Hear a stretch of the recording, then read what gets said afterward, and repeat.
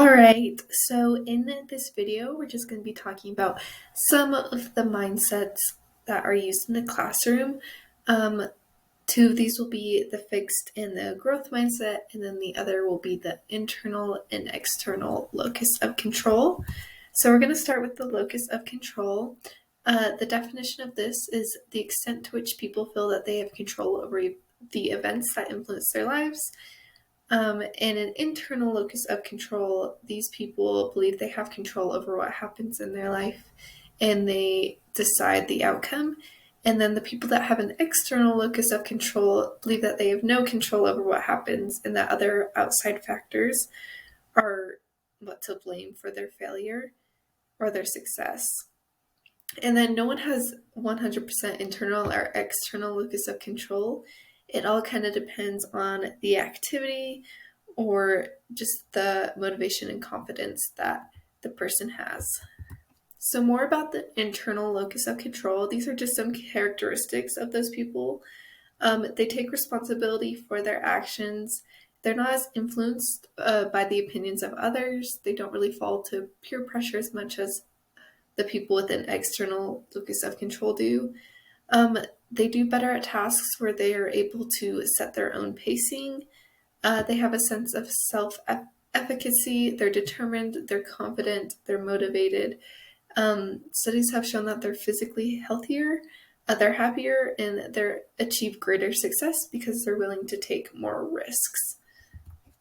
And then the characteristics of someone with an external locus of control: they blame others, they credit luck for success. They don't do anything to change their situation, even if they're unhappy in that situation. They feel hopeless or powerless in challenging situations, and they eventually have learned helplessness. And having an external locus of control can be a good thing if someone is inexperienced in a particular subject or just not as familiar with an activity.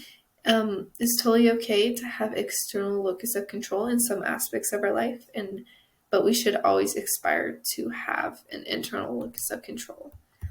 And relating to that are the fixed and growth mindsets.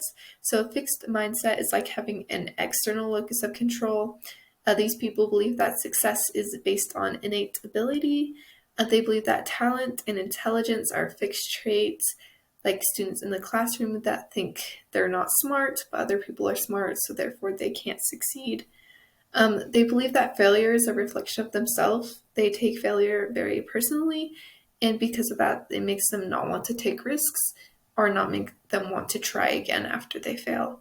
And they look to outside circumstances to explain their failures. And this is very similar to the external locus of control. They're always looking to blame others or other factors for what happens to them. Now, with the growth mindset, this one is a lot like an internal locus of control. So they believe that success is based on their learning, persistence, and hard work. They believe that talent and intelligence are built through effort, good teaching, and persevering. And they believe that anyone can get smarter if they really work through it. They also embrace failure as an opportunity to grow. These people do not see failure as a final outcome. They're also more likely to be motivated and are more likely to take risks and take on challenging work. And then this kind of goes along with an innovator's mindset. And the definition of that is the belief that the abilities, intelligence, and talent are developed so they lead to the creation of new and better ideas. And in order to kind of have an innovator's mindset, you need to have a growth mindset and an internal locus of control. And kind of similar to the internal and external locus of control, we have a mixture of both. And having a fixed mindset is completely normal. However, we always need to strive to have a growth mindset.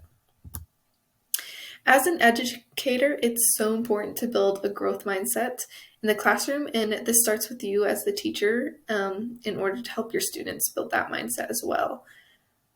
So one thing that teachers can do in the classroom to help their students build that growth mindset is to focus the feedback on the hard work and the process that the students are going through to achieve their goal.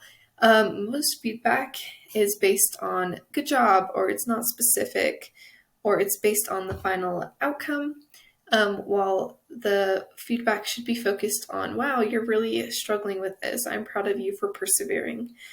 Just making sure that the students know that the process is an important part of reaching their goals. So that goes along with the formative feedback during the process. And then also teachers need to model a growth mindset. This helps the students know that their teacher has one, so it's important for them to have one. Modeling as a teacher is so important, especially for younger grades. One of the ways that someone in class talked about today to build a growth mindset is to use the word yet. So, for example, a student might say, I'm not good at math, and that's a very fixed mindset statement.